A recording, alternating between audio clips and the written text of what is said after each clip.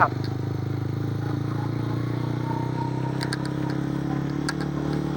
Wah, wah, wah, wah, wah, wah, wah, wah, wah, wah.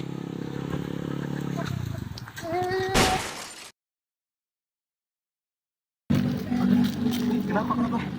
Ini nih tugas pengantar bisnis, judulnya peran produk dalam bisnis.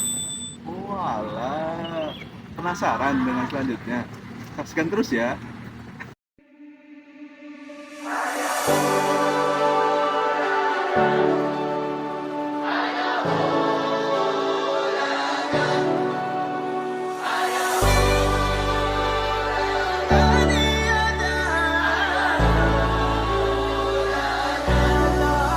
Look who we are dreaming and make it happen. Guess we believe it. Look who we are. Assalamualaikum guys. Kami dari kelompok 1 akan mempresentasikan materi dengan tema pengantar produk dalam bisnis. Pendahuluan untuk membahas peran produk dalam bisnis. Pada era globalisasi dan persaingan yang semakin ketat, produk memegang peran sentral dalam keberhasilan suatu bisnis. Produk tidak hanya sekadar barang atau jasa yang ditawarkan kepada konsumen, tetapi juga merupakan representasi dari identitas perusahaan, strategi pemasaran, dan komitmen terhadap kepuasan pelanggan. Memahami peran produk dalam bisnis menjadi kunci penting bagi pemangku kepentingan bisnis, mulai dari pemilik perusahaan hingga konsumen akhir. Dalam konteks bisnis, produk tidak hanya berfungsi sebagai objek transisi komersial, tetapi juga sebagai alat untuk membangun hubungan jangka panjang dengan konsumen. Produk yang berhasil tidak hanya memenuhi kebutuhan dan keinginan pasar, tetapi juga maupun membedakan perusahaan dari penyaingnya, loyalitas pelanggan, dan membuka peluang untuk pertumbuhan bisnis yang berkelanjutan.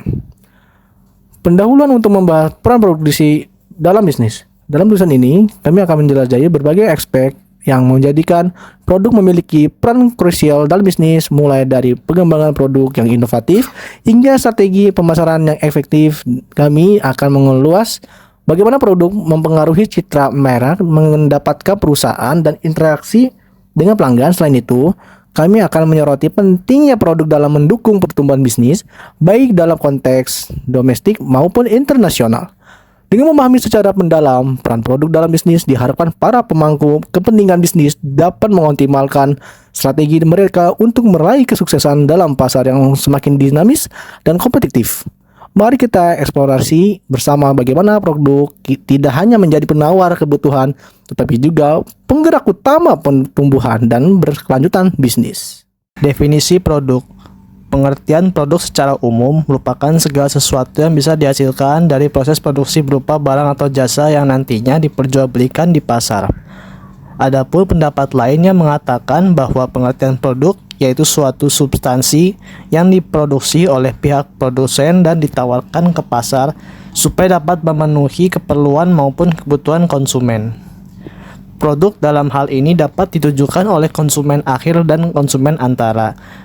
Menurut penjelasan tersebut, maka dapat Anda ditarik kesimpulan bahwa pengertian produk merupakan segala hal yang dapat ditawarkan di pasar supaya dapat dikonsumsi maupun digunakan untuk dapat memenuhi keperluan atau kebutuhan konsumen di pasar. Pengertian produk menurut para ahli. Yang pertama, menurut Philip Kotler.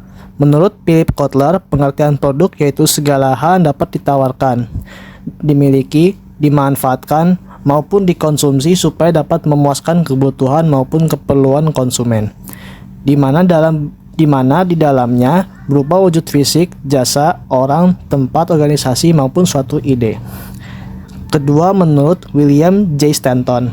William J. Stanton menyatakan bahwa pengertian produk yaitu seperangkat atribut yang nyata maupun tidak nyata yang di dalamnya terdiri dari harga, warka, kemasan, pengecer, prestis, dan layanan dari produsen yang akan diterima oleh pembeli sebagai sesuatu hal yang dapat memuaskan keperluan maupun kebutuhannya. Ketiga, menurut Fendi Ciptono. Fendi Ciptono menjelaskan bahwa pengertian produk yaitu berbagai hal yang ditawarkan oleh produsen untuk dapat diperhatikan, dicari, dibeli, dinyatakan, dikonsumsi, maupun digunakan oleh pasar sebagai bentuk pemenuhan keperluan atau kebutuhan pasar. Pengembangan produk. Ada 6 tahapan dalam pengembangan produk. 1. Generasi ide atau ide generation. Tahap ini melibatkan brainstorming dan menghasilkan ide untuk produk atau layanan baru. Ini adalah langkah penting dalam proses pengembangan produk, karena ini menjadikan landasan bagi keseluruhan proyek. Tujuannya adalah untuk menghasilkan ide sebanyak mungkin, tanpa mengkhawatirkan kelayakan atau kepraktisannya. 2. Penyaringan ide. Pada tahap ini, ide-ide yang dihasilkan dievaluasi dan disaring untuk mengidentifikasi ide-ide yang paling menjanjikan. Hal ini melibatkan penilaian kelayakan, permintaan pasar, persaingan, dan potensi laba atas investasi untuk setiap ide. Tujuannya adalah mempersempit daftar ide menjadi beberapa ide yang paling mungkin berhasil.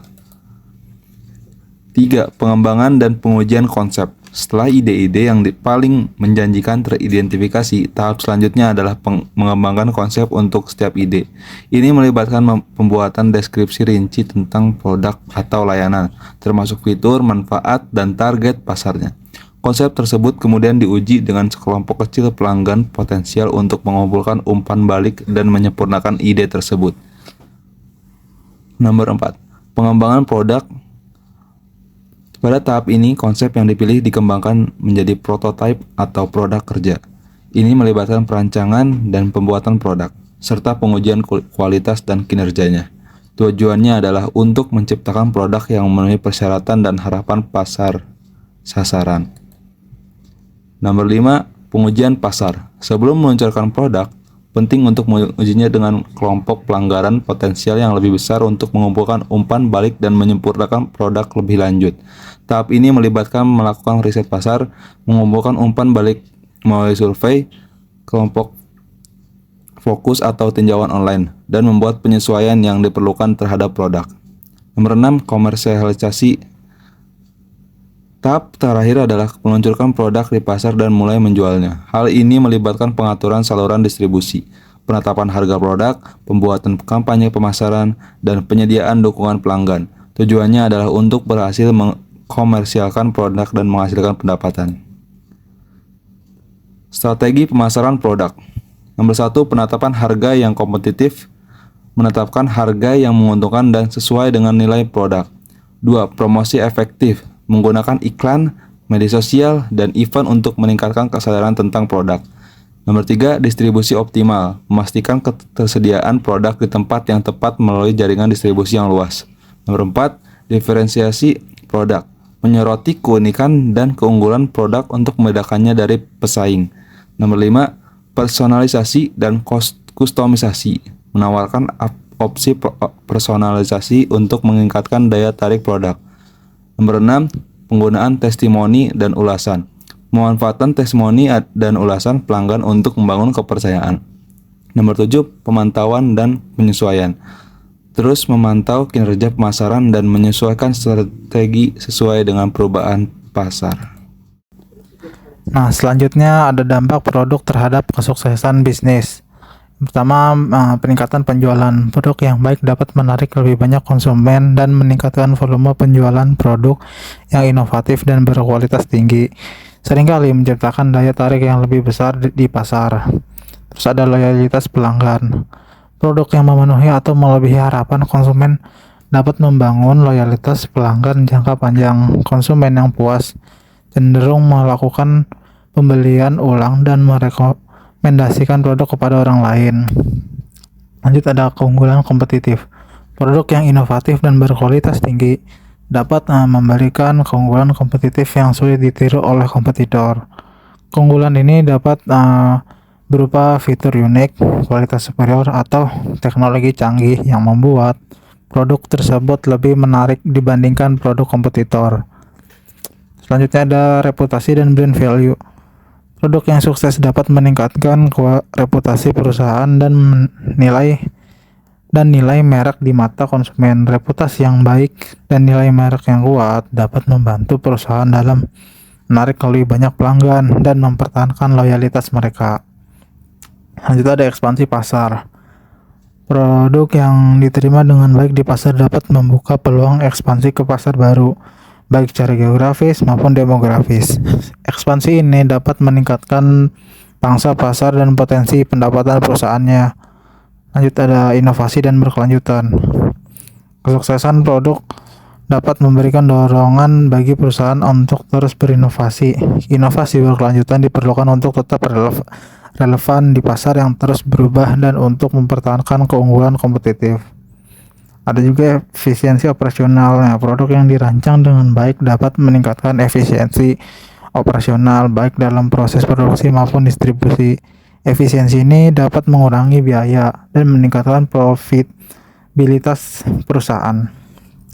Itu ada manfaat jangka panjang. Nah, manfaat jangka panjang ini, produk yang sukses dapat memberikan manfaat bagi jangka panjang bagi si perusahaan, termasuk stabilitas finansial, pertumbuhan berkelanjutan, dan kemampuan untuk bertahan dalam persaingan yang ketat. Nah, contohnya studi kasus itu ada Apple dengan iPhone. Inovasi dalam desain teknologi iPhone telah mengubah pasar ponsel global dan meningkatkan loyalitas pelanggan Apple. Nah, terus juga ada Tesla dengan mobil listriknya. Pengembangan mobil listrik dengan fitur unik dan berkelanjutan telah memberikan Tesla keunggulan kompetitif yang signifikan di industri otomotif. Yang terakhir itu ada kesimpulan. Nah, peran produk dalam bisnis sangatlah vital.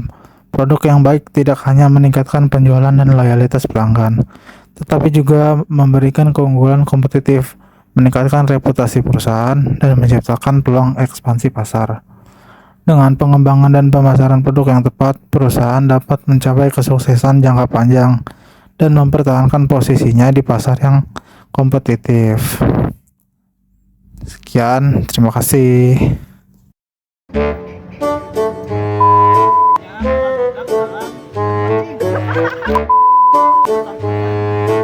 Malah dipegang.